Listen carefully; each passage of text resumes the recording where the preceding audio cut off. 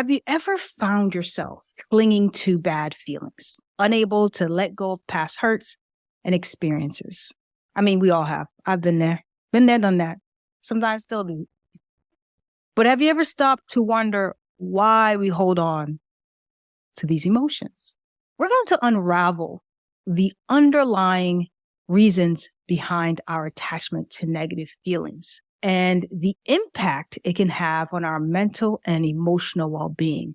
And there are 3 reasons I find that we hold on to these negative, bad feelings. Holding on to negative emotions is a common human tendency, but as you know, it can be very detrimental for our overall happiness and obviously our inner peace. It's like, just carrying some sort of heavy burden all of the time, that ball and chain at our ankle, just weighing us down, and we're unable to move forward. When we cling to negative emotions, it's often because they serve a purpose in our lives. And once we're able to find out what that purpose is, we can be free from the ball and chain. But this is a delicate dance because the truth is holding on to negative emotions only perpetuates our suffering. It keeps us trapped in a cycle of pain, preventing us from experiencing true joy and fulfillment. So it's time to regain control of your emotional well-being. That's why you're here. It's time to let go of the past and embrace a future filled with more vibrancy and authenticity. So to keep the conversation even going after you finish watching this video, join my monthly newsletter Thrive so that we can stay in touch. Welcome back to my channel. My name is Francis. If this is your first time here, oh my God, welcome. Glad that you're here. My goal on this channel is to help you to overcome the resistance in your life so that you can live a more authentic life filled with joy, alignment, balance, and wholeness. So let's get right into it. Here are 3 possible reasons, highly possible reasons why you might be holding on to negative emotions, bad feelings. The first one, sense of control. The sense of control that holding on to negative emotions provides can be a double-edged sword. On the one hand, it gives us a semblance of power and authority over the situation or person that caused us harm. But on the other hand, it's quite problematic. For example, holding on to anger may make us feel powerful, justified, while holding on to resentment might allow us to feel a sense of superiority over someone who has wronged us. So in this way, negative emotions can provide a temporary boost to our ego and make us feel like we have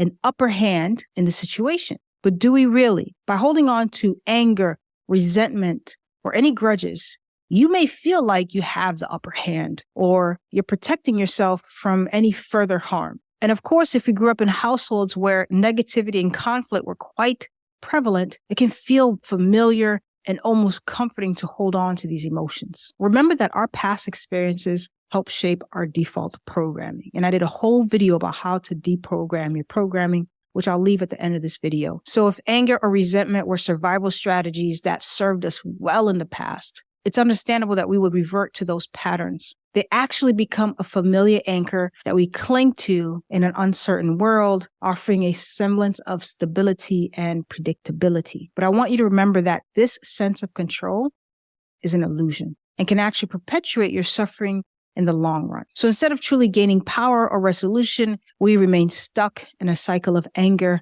resentment, or hurt. We may think we're protecting ourselves, but in reality, we're keeping ourselves bound to the negative experiences and preventing our own healing and growth. The second reason why we hold on to negative emotions is avoidance of uncomfortable truths. This is the most common reason why people hold on to negative emotions. And this is very common because confronting our own flaws, our mistakes, and our vulnerabilities can be very uncomfortable and challenging, right? Because we have to look at ourselves in the mirror and it can be very hard to do that. So we avoid it because this process actually requires us to self-reflect. It requires honesty and the willingness to take responsibility for our actions and their consequences. So in order to avoid the discomfort of truth, we may choose to hold on to negative feelings as a defense mechanism. By holding on to this kind of avoidance, we actually, again, create barriers that shield us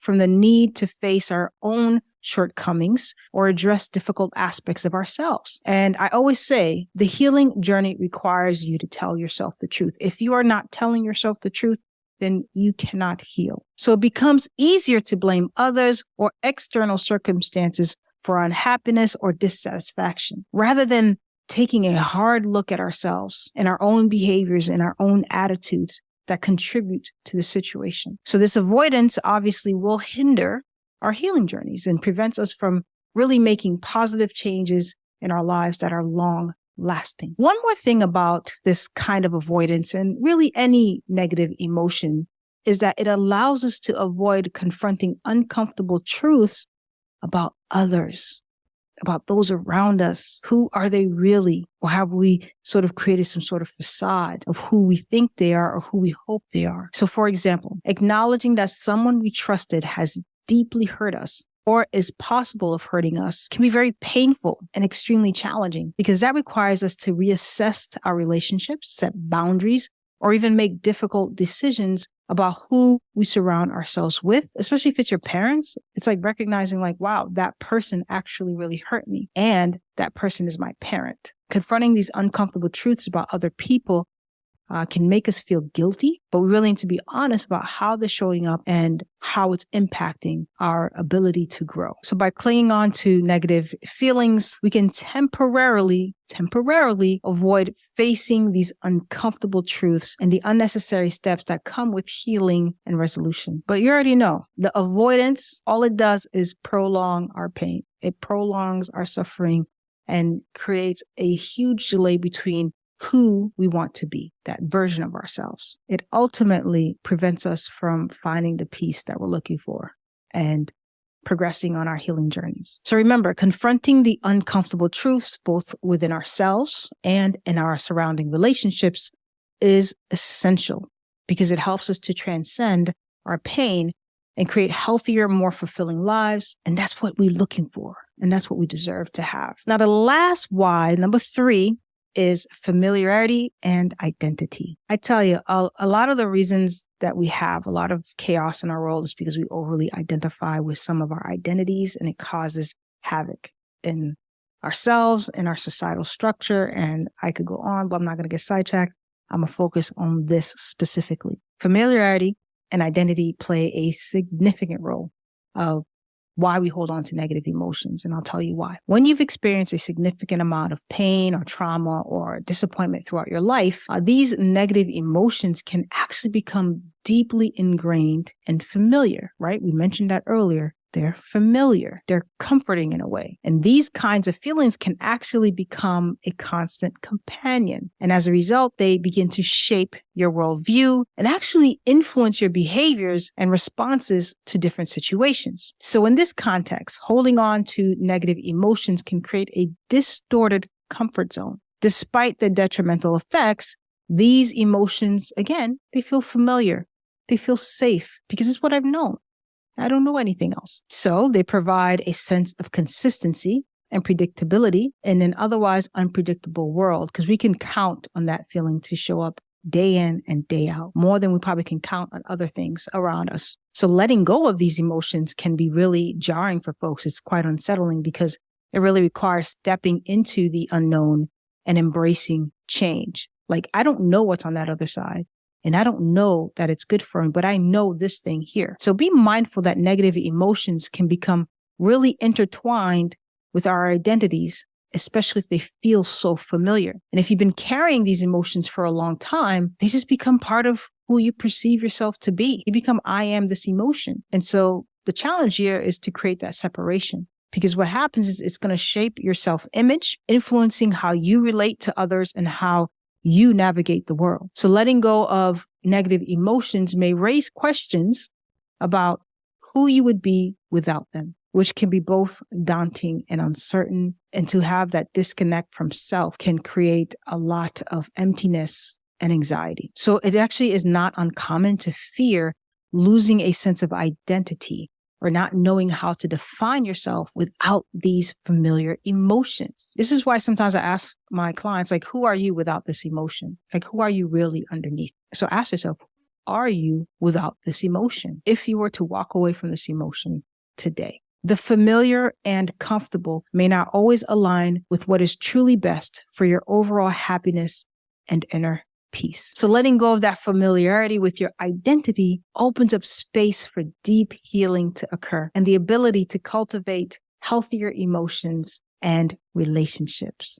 So you get to actually go on a self-discovery and get a bit more curious about who you are. So if you take this challenge on, it allows you to redefine your identity based on qualities such as resilience, compassion, joy, rather than being defined by pain and negativity. But as you know, it requires a willingness to step outside of your comfort zone and embrace the unknown with courage and openness. And we're going to wrap it up here. Letting go of these negative emotions requires a shift in perspective. It involves recognizing that true power lies in our ability to choose our responses and emotions rather than being controlled by them, because often we do get swept up. I often do myself. We get swept up.